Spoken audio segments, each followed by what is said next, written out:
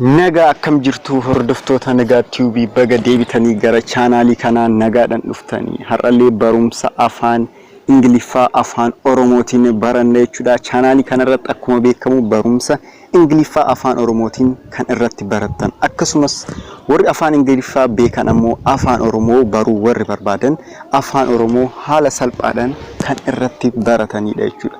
Kana malees barumsa afaan amaariffaa fi oromiffaa kan jedhu warri afaan amaariffaa afaan oromiffaa kan irratti baratan inni kun ammoo afaan amaariffaa kan irratti baratanidha jechuudha. Chaanaaliin kun chaanaalii afaaniiti jechuudha.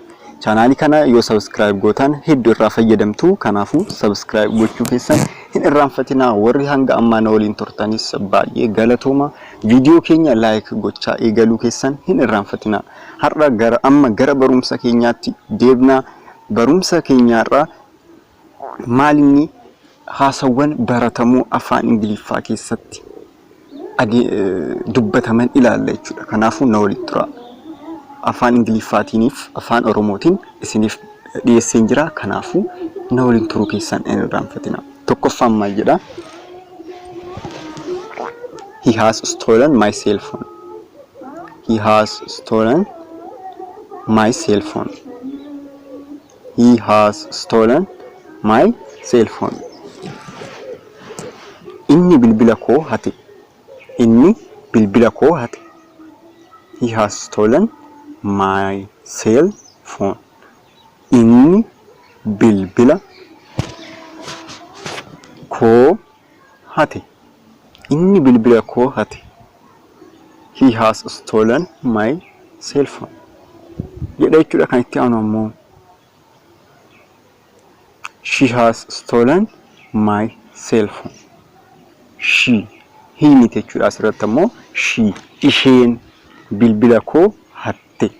Hatte hate osoo hin taane hatte. Isheen bilbila koo hatte. She has stolen my cell phone. She has stolen my cell phone. Isheen bilbila koo hatte. Jenna jechuudha. Kan itti aanu ammoo someone has stolen my cell phone. Someone has stolen my cell phone. Namni tokko bilbila koo hate. Namni sun hin beekamu. Namni tokko bilbila koo hate. Namni tokko bilbila koo hate. Namni tokko bilbila koo hate. Someone has stolen my cell phone. Someone has stolen my cell phone. Jenna jechuudha. Inni itti aanu ammoo new workers. New workers. Hojjettoota haaraa jechuudha. Hojjettoota haaraa iddoo adda addaa keessa hojjetan ta'uu danda'anii warra haaraa seenee jechuudha. New workers. New workers. The company will hire new workers. The company will hire new workers. Kaampaanichi hojjettoota haaraa ni qacara. Hire jechuun qacaruu jechuudha. Hire jechuun qacaruu jechuudha. The company will hire new workers. Kaampaanichi hojjettoota haaraa ni qacara. Jenna kan itti aanu this is my first job. This is my first job. Kuni hojii koo jalqabaati. Kuni hojii koo jalqabaati. This is my first job. This is my first book. Inni jalaa kun ammoo this is my first book. Kuni kitaaba koo jalqabaati. Barreessitanii ta'uu danda'a. Dubbistanii ta'uu danda'a. This is my first book. Kuni kitaaba koo jalqabaati.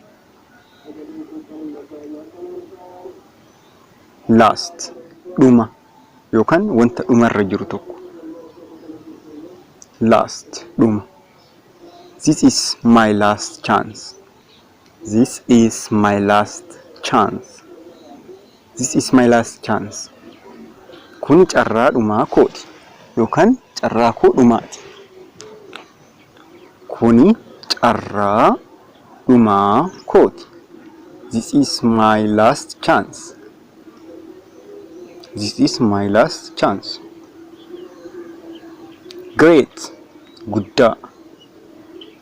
Wanta guddaa tokkoof great jennee jechuudha. Great.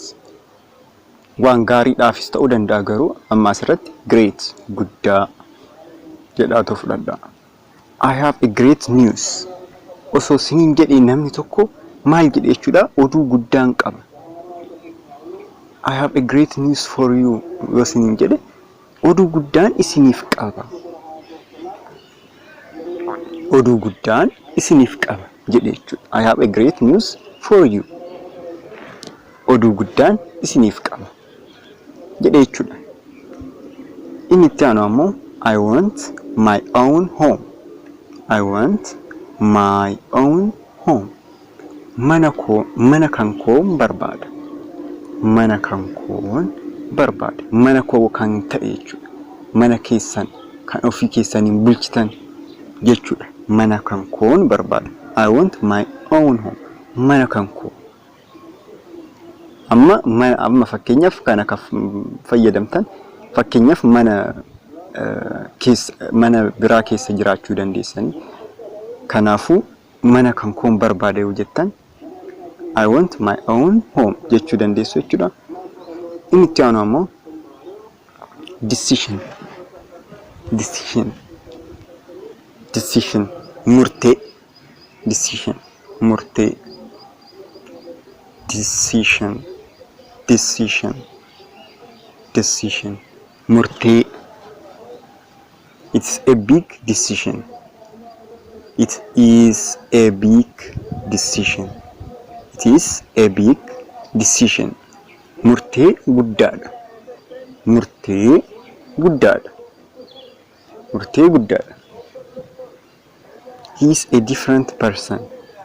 He is a different. Inni nama adda ta'edha. Amma nama tokko wanta adda kan hojjetu fakkeenyaaf waan gaariidhaanis beekamuu danda'a namni suni.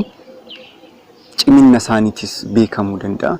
Kun immoo namni kun inni nama addaati jechuu barbaadan he is a different person. He is a different person. Inni nama adda ta'edha. He is a different person jechuu dandeessan. Inni biraa immoo she is a different person. Kun ammoo dubaraaf shamaraaf jechuudha. Shamaraaf jechuudha. Isheen nama adda taatedha. Isheen nama adda taatedha. I live in small town. I live in small town. I live in small town. Kanan jiraadhu magaalaa xiqqoo takka keessa. Kanan jiraadhu magaalaa xinnoo takka keessa yookaan magaalaa xinnoo takka keessa. I live in kanan jiraadhu magaalaa xiqqoo takka keessa. In small town.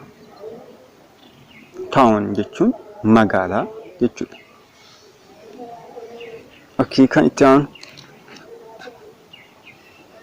Their house is quite large. Their house is quite large. Their house is quite large.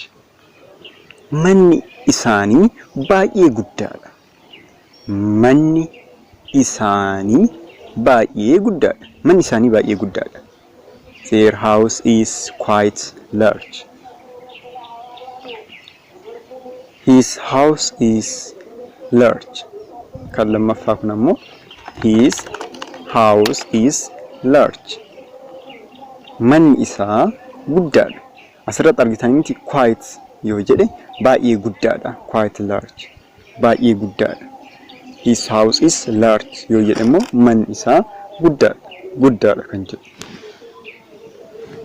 Guddaadha kan jedhu qofa qabata jechuudha. Inni dhumarra jiru kun ammoo her house is quite large. Kan ishee jechuuf amma immoo asirratti manni ishee baay'ee guddaadha. manni ishee baay'ee guddaadha. Her house is quite large. Her house is quite large. Kanuma jechuudha viidiyoon keenyarraa akka irraa fayyadamtan abdiin qaba. Viidiyoowwan hedduullee chaanaala kana keessatti hojjetamanii jiranii kanaafuu seentanii ilaaluu keessan irraanfatinaa. Inni biraa immoo viidiyoowwan itti dhufan keessatti giraamariiwwan adda addaa hojjechaa jirra jechuudha. Kanaafuu irraa fayyadamtanii waa'ee active voice akkasumas reported speech giraamaroota hedduu kan isin fayyadan warra advance godhaa jirtaniifis ta'ee warra intermediate keessa jirtaniif sirriitti isin fayyada jechuudha. Barnoota barattootaafis ta'ee nama kamiyyuu kan fayyadu xiqqoo steepii kanarra kan ol guddate isin fideetan dhufa jechuudha. Kanaafuu bakkuma jirtanitti nagaa naaf ta'a. Baay'een isin jaaladha. Baay'ee